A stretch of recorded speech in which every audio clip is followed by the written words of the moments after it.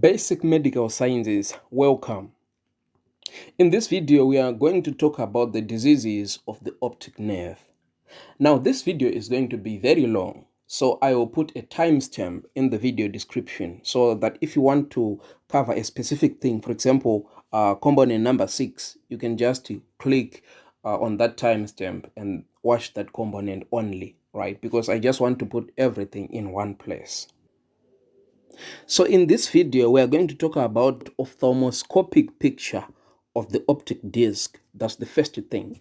Then we'll get into the diseases, inflammatory diseases, particularly papillitis and retrobulbar neuritis. We'll talk about degenerative diseases, particularly the optic nerve atrophy. Compressive optic neuropathy, that's papilledema. Vascular disorders, ischemic optic neuropathy, nutritional and toxic optic neuropathies, congenital and developmental disorders, and we'll conclude by symptomatic disturbance of vision. And once again, please, if you want a specific part of this lecture, just check in the description. There is a timestamp, right? Okay. So this is the normal ophthalmoscopic picture of the optic disc, round or slightly oval. Its size is 1.5 to 1.7 millimeters, but the vertical diameter is actually larger than the horizontal. And then color, right? Color, to be more specific, guys, you need to check the fundoscopy, right? But sometimes it's described as yellow pink or orange pink, right? Then on the center, there is a depression there, known as a physiological cup or the optic cup, right? It's here, right? So you can see this length. This is the optic disc, right? And this is the optic cup. In between, you find the neuroretinal rim, right? You find the neuroretinal rim. Okay. Now, inflammatory diseases, optic neuritis. Optic neuritis is an inflammation of the optic nerve causing sudden visual loss in part, this is in part of the visual field. Inflammation of the optic nerve may be caused by a wide variety of diseases, and these may include demyelinating diseases, right? This will be because of loss of the myelin sheath, what protects the nerve itself. It can also be caused by viral infections, including infections that have spread from a nearby structure or current infections, right? So nearby structures, even sinuses like air sinuses around the region of the face, right? Inflammation are located elsewhere in the body. Decreased blood supply to the nerve, tumors or cancers, nutritional or metabolic disorders, poisoning or exposure to toxic chemicals. Direct injury to the optic nerve can also cause optic neuritis. Right. Optic neuritis affects individuals between the age of 20 and 40 years.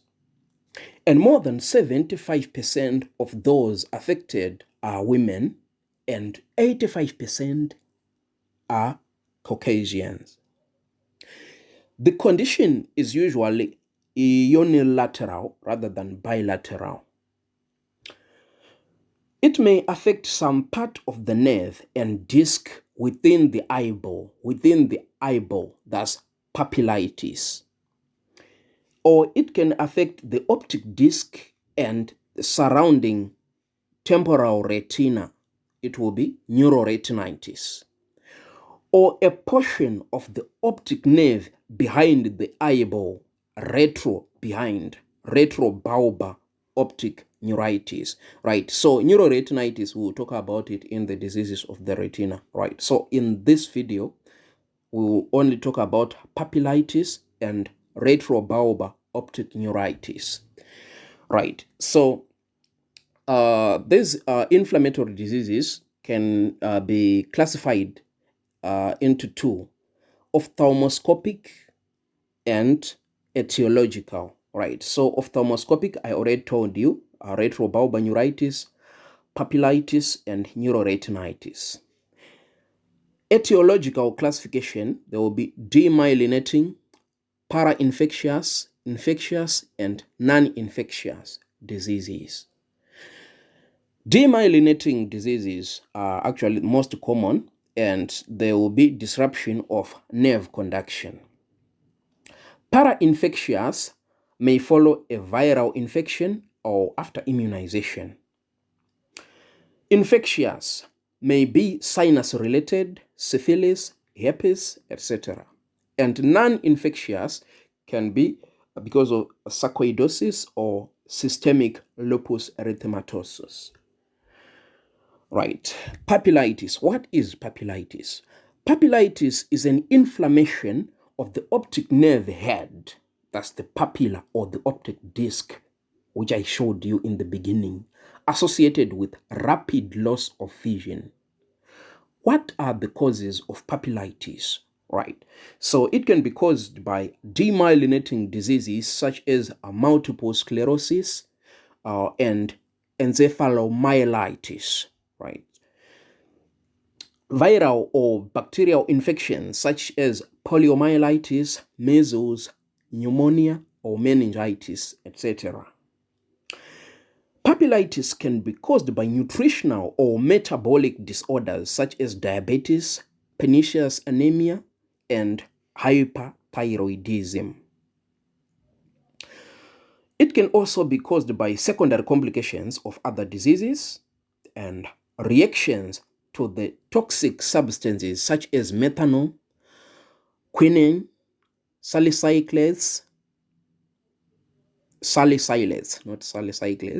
and arsenic compounds, and also trauma, right? In patients over the age of 60 years, a most common cause of papillitis is temporal arteritis, that's giant cell arteritis. In such cases, papillitis can spread to the other eye, resulting in bilateral blindness, right? So in most cases, it's unilateral. But in elders with giant cell arteritis, it can spread to the other eye, causing bilateral blindness. The clinical picture. There will be an acute loss of vision that is usually unilateral, like I told you. There is sudden onset and rapid progressive complete blindness, which set in rapidly in untreated cases. The main complaints will be rapid vision loss within hours or days, and there might be also pain during eye movement. The signs will be reduced or decreased visual acuity, afferent papillary defect, impaired color vision, central or paracentral scotomas, swollen optic disc. Methods of examination. We can do visual acuity test, testing of color vision, swinging flashlight test, perimetry, ophthalmoscopy, or MRI. Retrobulbar neuritis. Retrobulbar neuritis is an inflammation of that portion of the optic disc that lies behind the eyeball. That's why I said retro is behind, right? Common causes include MS, multiple sclerosis, viral or other infectious disorders such as meningitis, syphilis, or allergic reactions. But in most cases, there might be no apparent cause, right? Clinical picture. This disease usually affects one eye and is characterized by pain associated with movement of the eye, headache, and a sudden and progressive loss of vision that can result in complete blindness. Symptoms usually worsen for 2 weeks and then stabilize. The complaints will be an acute vision loss that may progress over a few days and then slowly improve. Pain on eye movement, tenderness of the eyeball to touch or pressure, neuralgia and headache, the change in color perception. The signs of retrobulbar neuritis will be the loss of visual acuity, relative afferent pupillary defect, central scotoma. In the early stages of the disease, the optic disc may be normal. Only in a month or later, the optic nerve head may become pale.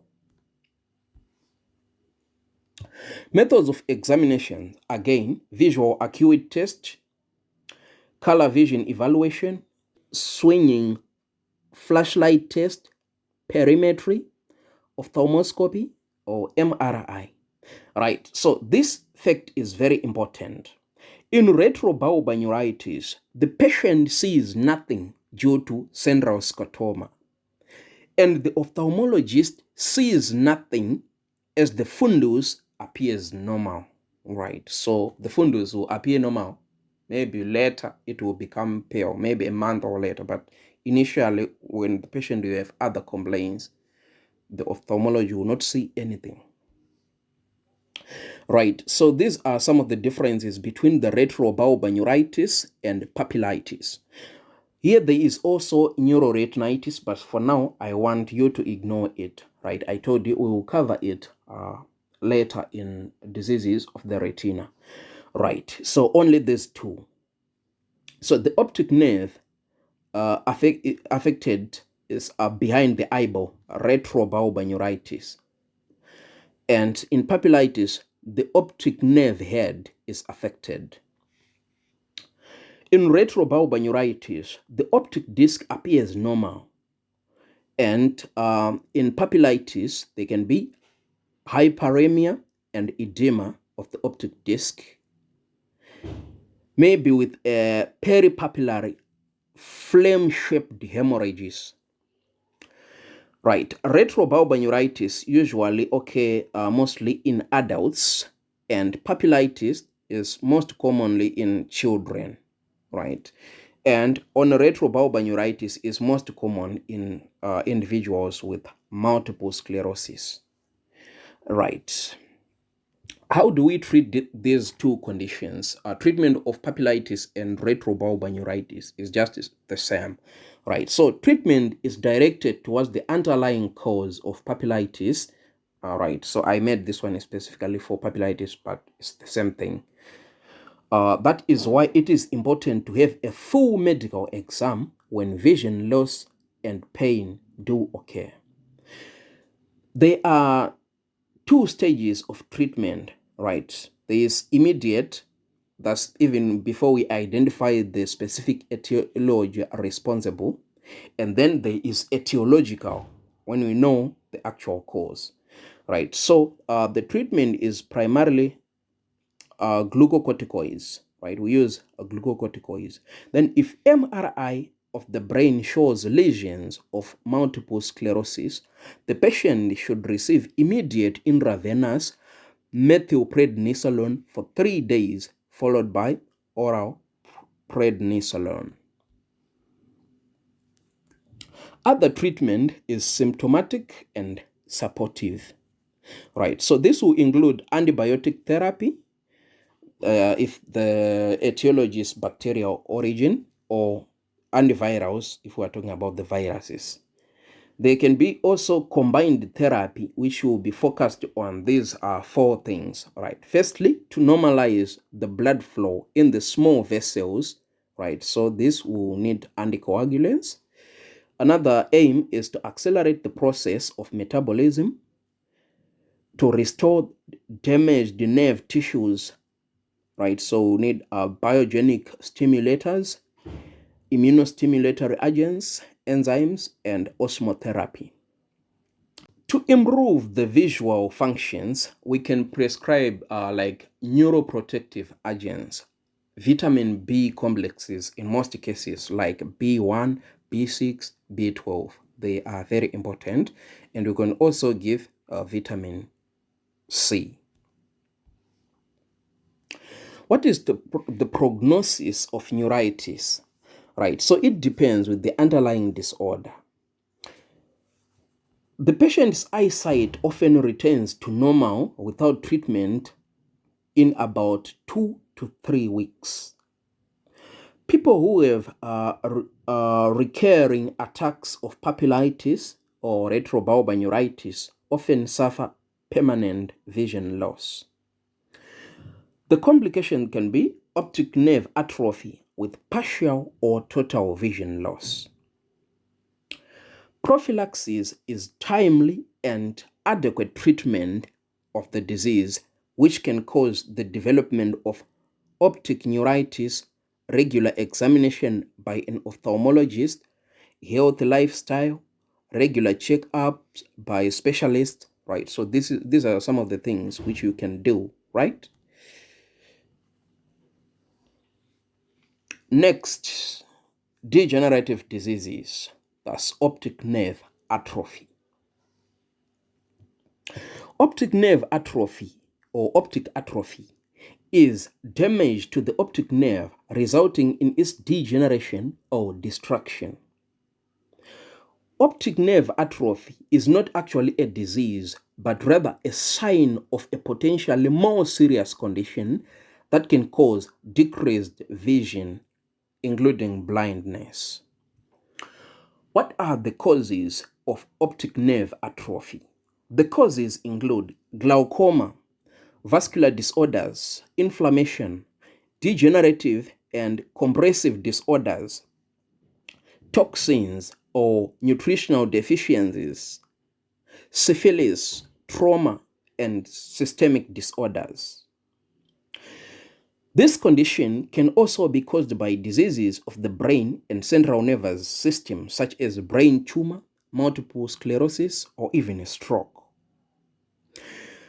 This disease can actually be acquired or inherited, and sometimes the optic nerve atrophy occurs without a known or a proven cause, right? We won't be able to tell what's the cause of optic nerve atrophy. Clinical picture. Optic nerve atrophy is classified according to the ophthalmoscopic appearance, right? That's primary and secondary. It can also be classified according to the direction of the optic nerve degeneration. It can be ascending or descending, right? So in primary optic nerve atrophy, right? Primary and secondary, I want to say some things first, right? So primary is actually like there is no papilloedema. Then in secondary, it will be secondary to papilloedema. Simple, right? So primary optic nerve atrophy, it can occur as a result from lesions proximal to the optic disc without antecedent papilloedema. This condition is commonly caused by multiple sclerosis, conditions from intracranial tumors, vascular and inflammatory disorders, exogenous toxins, and this type reflects a chronic process and is not preceded by edema of the optic disc. I told you now twice. The ophthalmoscopic picture is this. The disc will be grayish-white in color. The margins are well defined. The lamina cribrosa is visible. Retinal vessels and surroundings are normal. Secondary optic nerve atrophy, right? So I told you this occurs secondary to papilloedema, right? So the cause is mainly edema or inflammation of the head or the optic disc. A characteristic feature of secondary optic atrophy is a white optic disc with blurred or indistinct margins, right? Blurred indistinct margins. In primary, they are clear, right? I have some differences I will show you. Right, another classification was ascending and descending. Right, ascending is also known as consecutive. Right, so this condition occurs following destruction of the ganglion cells secondary to degenerative or inflammatory lesions of the choroid and the retina. Its common causes are retinitis pigmentosa, diffuse chorioretinitis, pathological myopia, and occlusion of the central retinal artery. Its ophthalmoscopic features include yellow waxy color, not so sharply defined margins, and attenuation of the vessels. Thus, ascending or consecutive optic nerve atrophy.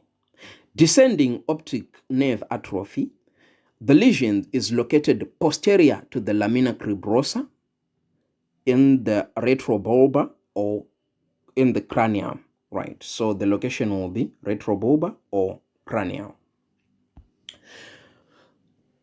The next type of optic atrophy is post-neuritic optic atrophy, right? So this condition developed as a complication of long-standing papilledema or papillitis.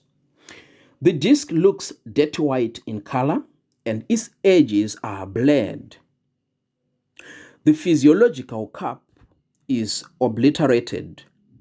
The lamina cribrosa is not visible and the vessels are attenuated and the perivascular sheathing is often present.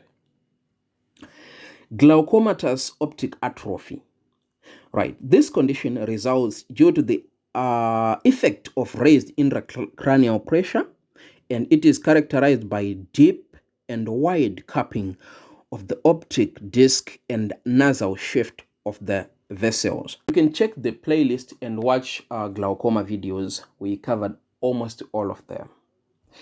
All right, so more information about primary optic nerve atrophy. Right, so once again, the disc is pale and classically pepper white in color. Its margins are sharply defined. There can be minimal atrophic cupping. The blood vessels will be attenuated with marked reduction of small blood vessels on the optic nerve head, like at least, not at least, is less than or equal to 6, because we are saying like they are reduced, right? Less than or equal to 6.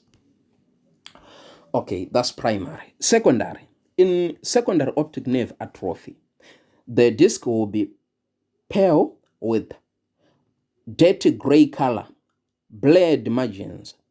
The physiologic cap is full. Lamina cribrosa is obscured. The narrowing of blood vessels with sheathing will be present.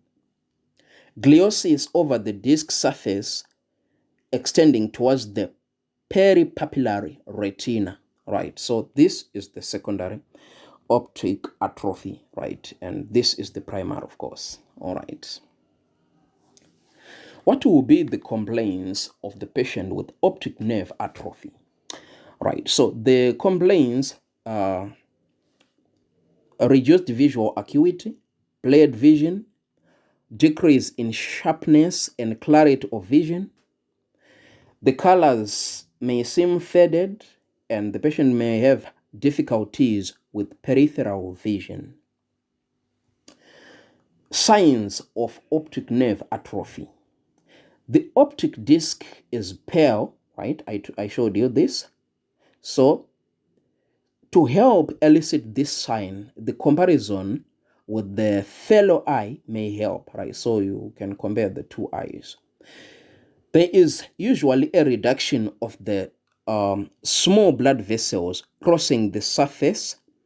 I told you this. And in the case of secondary atrophy, the disc margin may be poorly delineated This is due to gliosis rather than edema.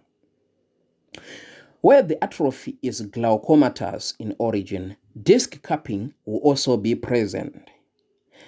Papillary reactions will be absent, right? So I just explained what I showed you in the previous pictures. Methods of examinations: visual acuity, papillary light reflex, color vision testing, perimetry, tonometry, ophthalmoscopy, electroretinography, that's ERG, visual evoked potential, or MRI test when multiple sclerosis or brain tumors are suspected. How do we treat optic nerve atrophy? Actually, there is no effective treatment, right? Once the nerve fibers of the optic nerve are lost, they can never be healed or restored. So early diagnosis and treatment of the underlying causes of optic atrophy can actually help prevent further damage from the diseases. The treatment of optic nerve atrophy is directed at blood flow increase and improvement of the optic nerve trophism, right? Stimulation of the vital functions of the preserved nerve fibers can also help, and those that are in the stages of parabiosis, right? They will also need stimulation.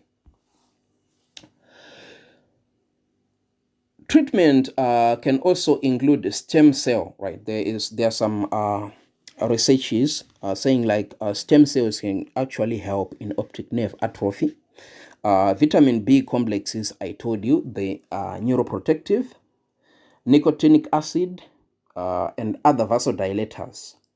Optic nerve atrophy, we can also find ways for to induce oxygen therapy. Acupuncture and the use of magnetic fields, ultrasound, physiotherapy, and electrical stimulation can also help. The promising in the treatment of partial optic atrophy is the use of endovascular surgery, which is based on redistribution of blood supply of the brain, and this can actually improve blood supply of the optic nerve at atrophy due to ischemia. The prognosis depends on the cause of the disorder. Vision loss due to optic nerve atrophy, I told you it cannot be recovered. If the cause can be found and controlled, further vision loss and blindness can be prevented. In some cases, optic nerve atrophy can actually lead to total blindness, right? So it's poor prognosis. Complications. The complications are related to the disease that caused the atrophy. In some cases, a complete and irreversible loss of vision can occur. Prophylaxis. Many cases of optic nerve atrophy cannot be prevented since it is caused by a variety of diseases or conditions. Nevertheless, timely and optimal treatment of the underlying problem, routine eye exams, can help with an early diagnosis of any damage to the optic nerve and slow vision loss. Next, compressive optic neuropathy, papilledema, right? Or papilledema, it's same, right? So papilledema, that's edema of the optic nerve disc or papilla, right, is a non-inflammatory swelling of the optic nerve head. Pathogenesis of papilledema involve stasis of the axoplasm. Axoplasm is like a cytoplasm in nerve cells or neural cells, right? So it involves the stasis of axoplasm in the perilaminar region of the optic disc due to increased tissue pressure within the retrolaminar region.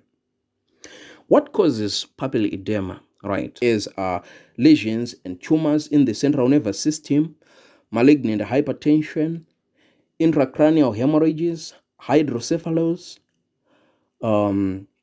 cerebral abscess, intracranial infections such as meningitis, encephalitis, or even head injuries, right? All those things which increases the intracranial pressure can actually cause papilloedema. Right. The use of some medications, for example, tetracycline and corticosteroids, may also cause this pathology. Clinical picture.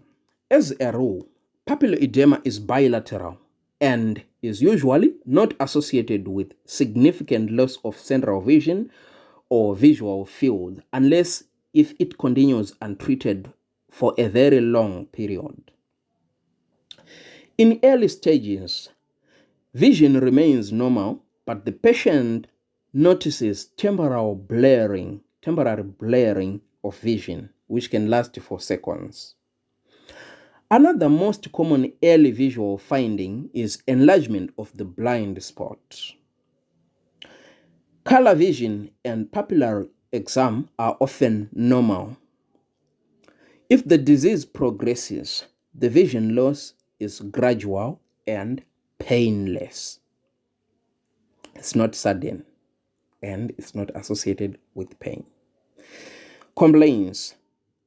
The complaints will be short-term blurring or loss of vision, headache, nausea, vomiting, constricted visual field, and sometimes diplopia or double vision.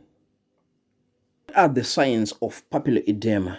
Right. So, depending on the appearance of the fundus, papilloedema can actually present in 4 phases. Right. In early phase, there will be hyperemia of the optic disc, blurring of all borders, swelling of the nasal, and then superior and inferior margins. Right. So it will be C shape. The temporal margin is normal. The optic cup is preserved. Retinal venous pulsations are not present. Concentric peripapillary retinal folds, known as Patton's folds, will be present. On the second phase, right, it's called a developed phase or acute phase. There will be blurring and swelling of all borders, increase in the diameter of the optic nerve head, obscuration of vessels at the disc margin.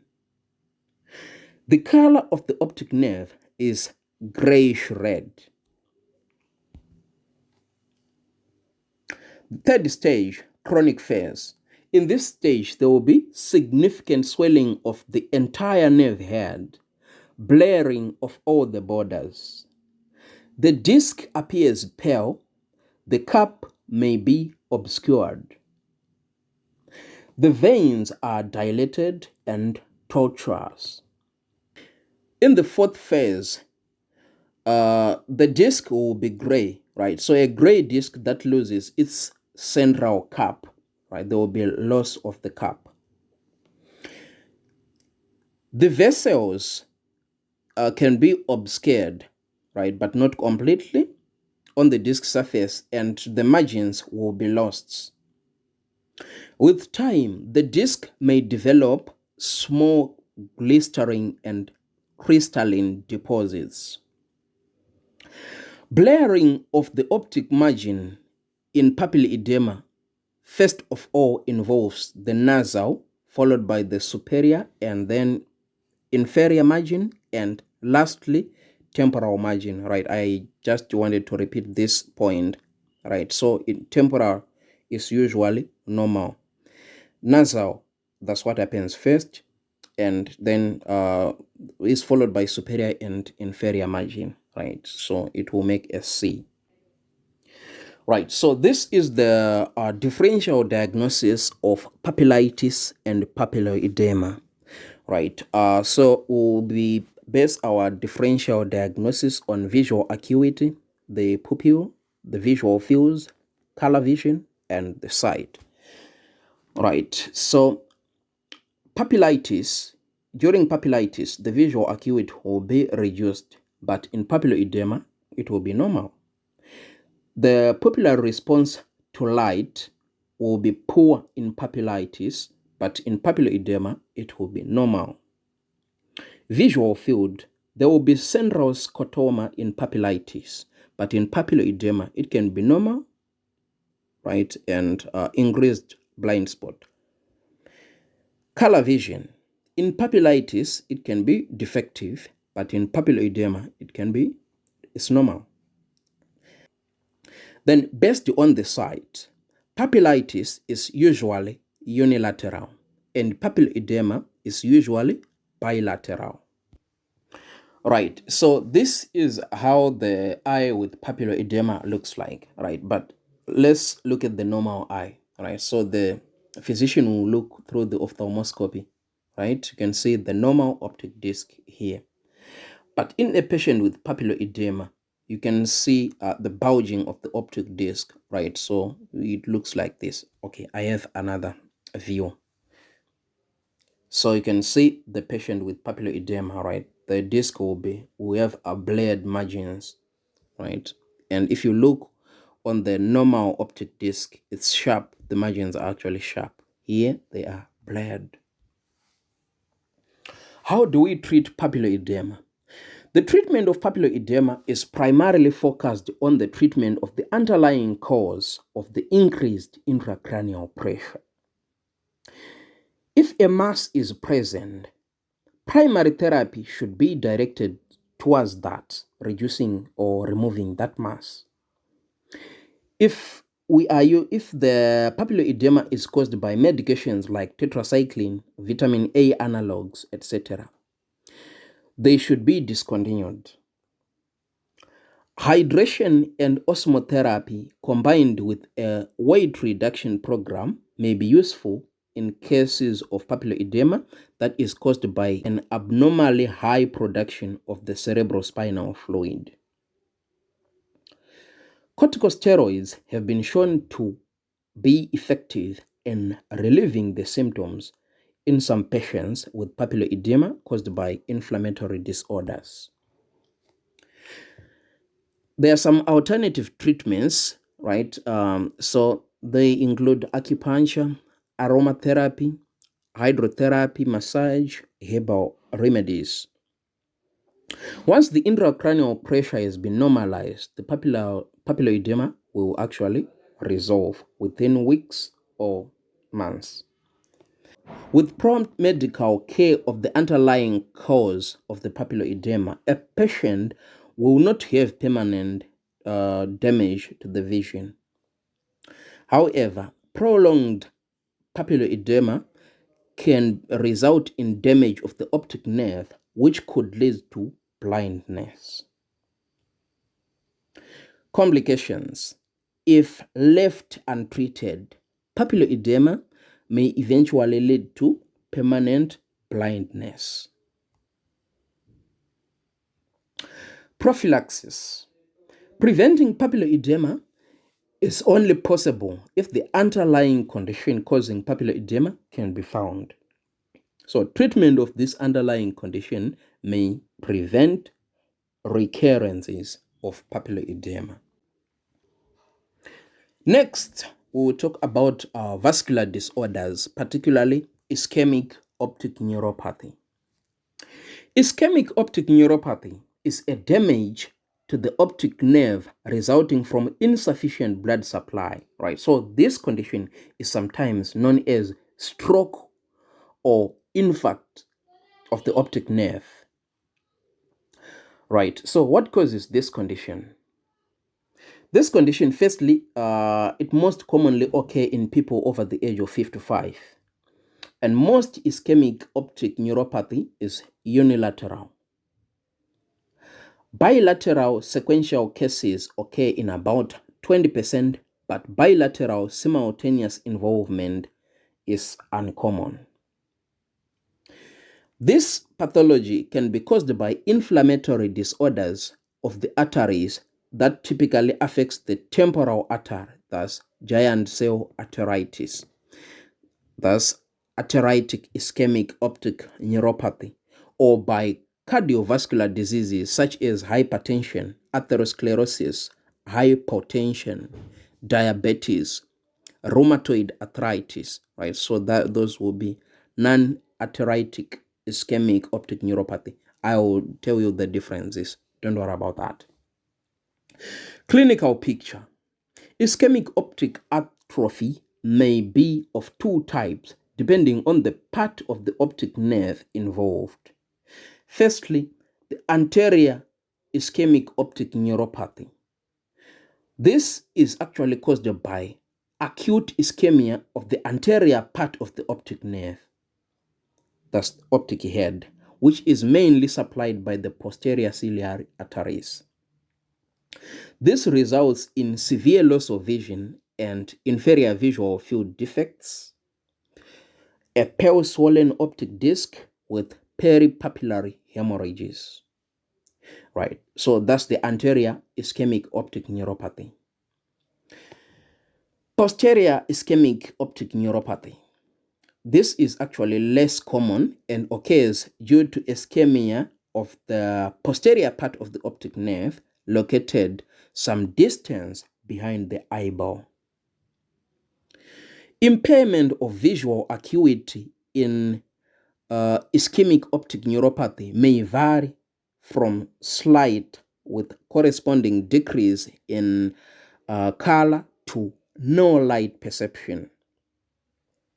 The disc in this case is actually not swollen, right? So you can see anterior ischemic optic neuropathy is more serious, right? Because there will be swollen optic disc, right? So we can talk more about this in the next slide, right? Anterior ischemic optic neuropathy, right? Again, it results from occlusion of the short posterior ciliary arteries, right? So there are two types. There is athertic anterior ischemic optic neuropathy, which is caused by giant cell arteritis, and it accounts for about 10% of the cases.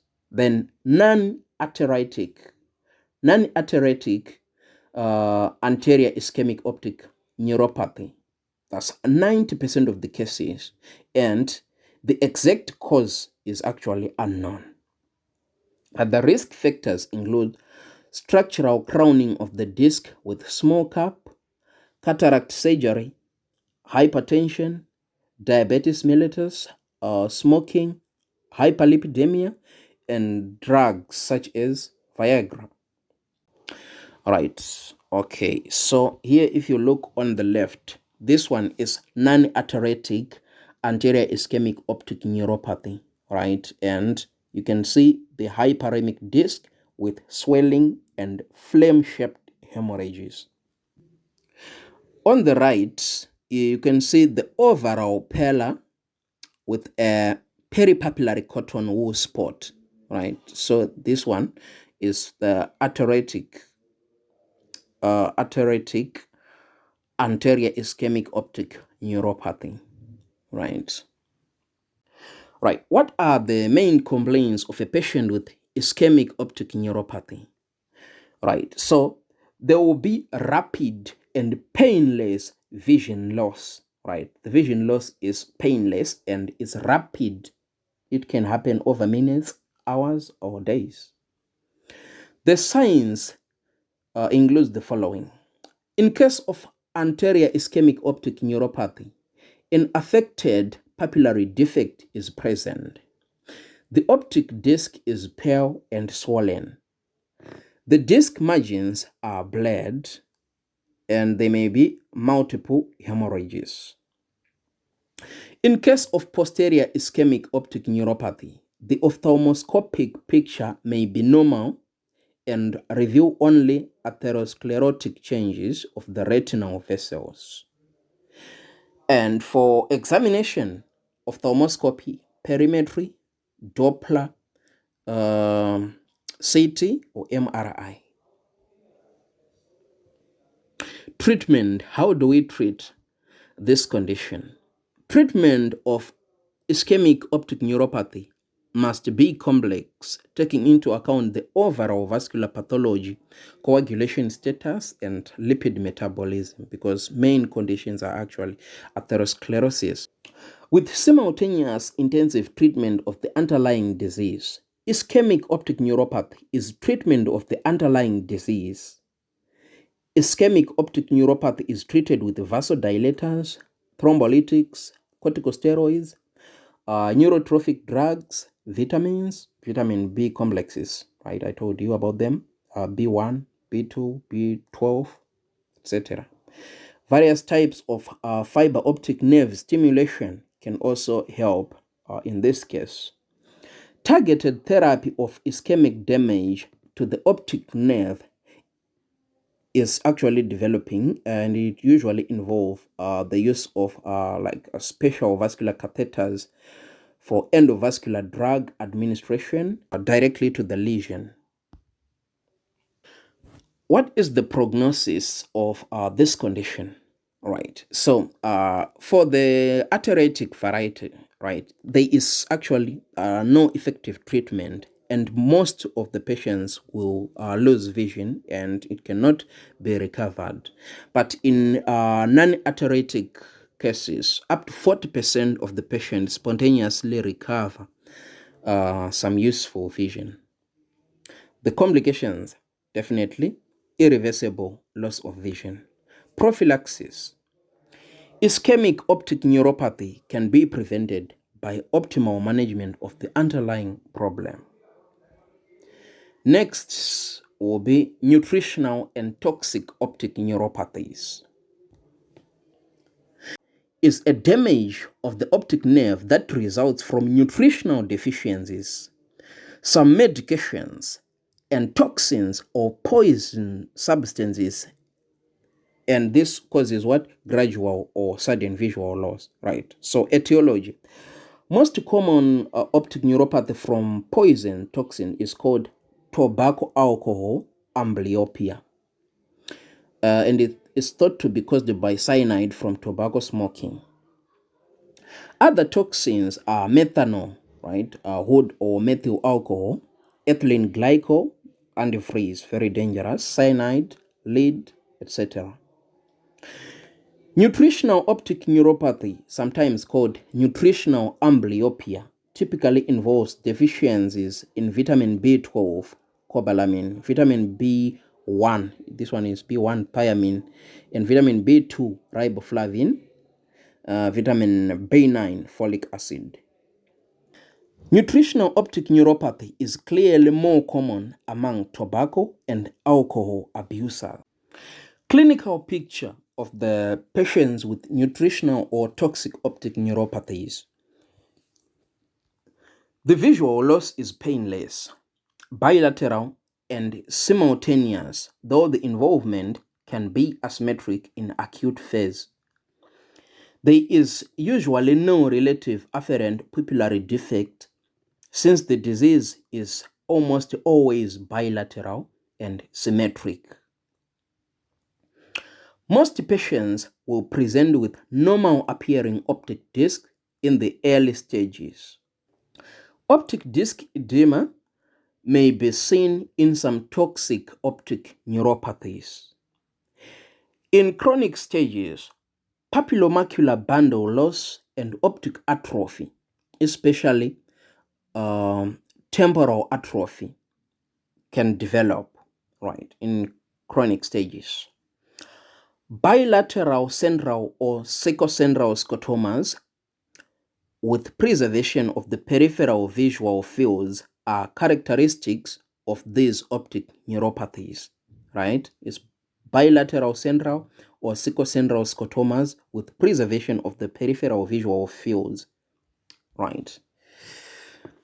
What will be the complaints of these patients?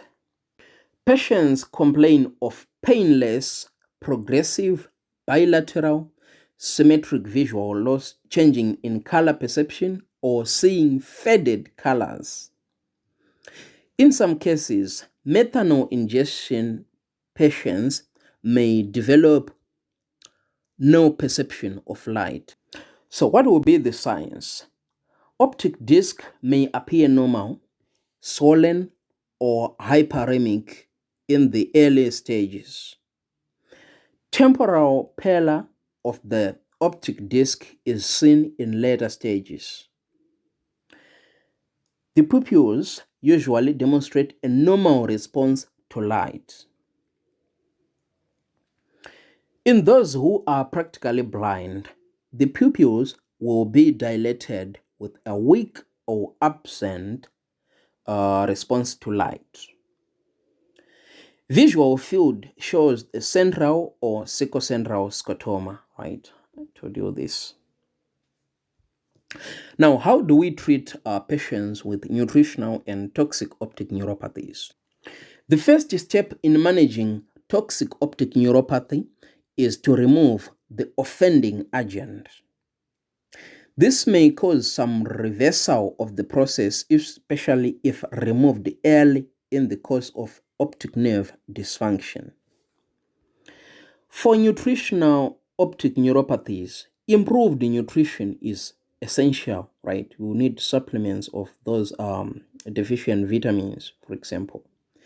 Treatment in the early stages include total detoxification, decongestants, anti-inflammatory therapy, use of vitamins, especially vitamin C, thiamine, that's vitamin B1, folic acid, that's vitamin B9, and this one is supposed to be vitamin B12, right? So the patient will need injections, like monthly injections for several months. For visual functions recovery, neurotrophic retinal protective drugs and various types of stimulation of the retina and the optic nerve can also be used. If ethylene glycol or methanol poisoning is the cause, rapid treatment with hemodialysis and an alternative alcohol taking may help. Prognosis is actually not poor if we eliminate the cause, right? So with prompt treatment, most people will actually recover some of the lost vision. Complications may include bilateral visual loss and various non-ophthalmological symptoms and signs from underlying diseases such as tobacco use and poor nutrition. For prophylaxis, we need to avoid alcohol and other chemicals or drugs that may be toxic, and also balanced diet, right? So we'll need those vitamin supplements. Congenital and developmental disorders, right? So there are a lot of disorders, right? I just selected a few with just a brief description. All right. There is Leber's disease, right? So Leber's disease is a type of hereditary optic neuritis which primarily affects males around the age of 20 years and is transmitted by female carriers, right? So it's sex-linked or is X-linked, right? Then amblyopias, toxic amblyopias. Firstly, there is tobacco alcohol amblyopia. Right, so this occur in heavy smokers and drinkers and is characterized by forged vision associated with a bilateral centrocecal scotomas. Methyl alcohol amblyopia results from degeneration of ganglion cells of the retina due to the effect of formic acid and formaldehyde, which are metabolic products of methyl alcohol. Quinine amblyopia. Quinine amblyopia may occur even with small doses in susceptible individuals. Visual loss may be associated with deafness and tinnitus. Ethambutol amblyopia, right? So this drug is actually a TB drug, right? And patients may actually recover if they stop taking this drug, right? They can actually recover. Coloboma of the optic disc, All right. So this results from failure of the embryonic fissure closure. And minor defects manifest as inferior crescent, usually associated with hypermetropia or astigmatism. Drusen of the optic disc. This condition actually lies deep beneath the surface of the disc tissue in childhood, and it presents as a pseudopapilloedema and emerges out by the early teens, presenting as waxy, pea-like, irregular, refractile bodies. Hypoplasia of the optic disc. An important cause of blindness at birth in developed countries, right, is rare in developing countries. It's associated with maternal alcohol use, diabetes, and use of certain drugs during pregnancy. In about 60% of the cases, it's bilateral. And the optic disc will be small with the double ring sign, right? So this double ring sign is actually pathognomic sign of hypoplasia of the optic disc. Congenital remnants of the hyaloid arterial system. The first one is called Mittendorf dot, right? So this is actually a remnant of the anterior end of the hyaloid artery attached to the posterior lens capsule and is usually associated with posterior polar cataract, right? So you can see the hyaloid artery, right? So that remnant will be attached on the posterior surface of the lens capsule. Okay, so here it is, the Mittendorf dot. The next one is called Bergmester's papilla. Right, so it's a flake of glial tissue projecting from the disc, and this one is actually most common anomaly of the hyaloid system. Right, there is this next condition. By the way, this is not a congenital condition. I saw an MCQ, right? That's why it's here, right? It can confuse you, right? It's called modulated nerve fibers or opaque nerve fibers. This represents myelination of the nerve fibers of the retina, because in normal cases, the myelination stops at the lamina cribrosa. Right, so it appears as whitish patch with feathery margins, usually present around the disc, and may cause enlargement of the blind spot. Right, and again, it's not a congenital condition. We can say it's a developmental condition. All right, it occurs during development. Symptomatic disturbances of vision. The first one is night blindness, also known as nyctalopia. The most common causes of nyctalopia include, number one, vitamin A deficiency. Right, it can also occur in tapetoretinal degenerations. Right, so this happens due to partial or complete destruction of a normally developed retina. Right, so it can happen in retinitis pigmentosa. Another cause is congenital high myopia or Gaucher's disease. Gaucher's disease is a rare autosomal recessive stationary night blindness with a grayish or green-yellow discoloration of the fundus at the posterior pole or extending beyond the arches, which reverts to normal on prolonged dark adaptation. Right. Okay, the next one is day blindness or hymalopia. So its causes are central corneal and central lenticular opacities and congenital deficiency of cones. Color blindness. Right, so color blindness can be congenital or acquired. Right, starting with congenital blindness. It is an inherited condition affecting males, So in most cases, 3 to 4% than females, 0.4%. It is 4 main types. The first one is called anomalous trichromatic color vision. In this condition, one of the primary colors, that is red, green, or blue, is defective, and the condition is called protanomalous if it is what? Red.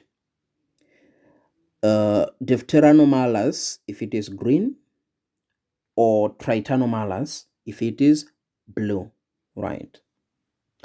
The next one, the next type is called dichromatic color vision, and here faculty to perceive one of the three colors, three primary colors, that's red, green, or blue, is completely absent, and the condition is called protanopia if it is red, deuteranopia if it is green, and tritanopia or tritanopia if it is blue. The next type is called blue cone monochromatism. Blue cone monochromatism. And here, only use of blue color, blue cone, right? Use of blue color can be appreciated and is actually a rare condition. The next condition is called achromatopsia.